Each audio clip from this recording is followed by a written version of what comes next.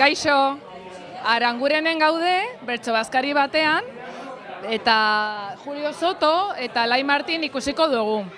Eta primeran pasatzen ari gara. Zabal dezagun atea, zozketatxo bat izan delako gure eskaparatea. Eun bat zenbaki zeuden bonboan, guztia zipraz betea, ta antxumea Iñakirentza, ze kasualitatea.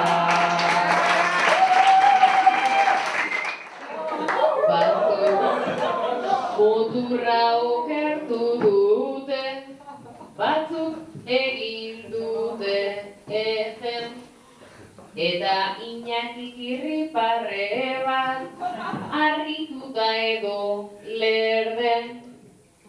Baina kontuak horrela dira, politikotan bederen, sobreak daude leku batzutan eta antxumeak hemen.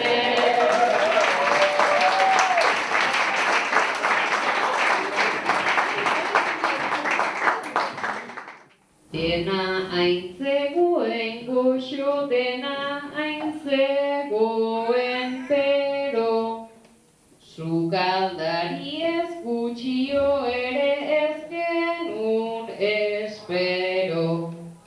Baina beldurra izango zuten gukutxi jateko edo, nik behatzi puska handitute eta gutxi eskatuta gero.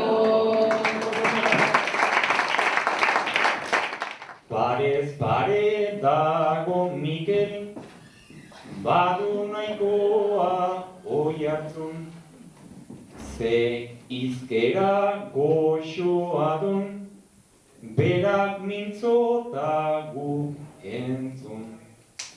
Zerbitzari da sukaldari zen, ta nola gaituzun, baino alaiak jakin aurretik apeza zela uste zuen.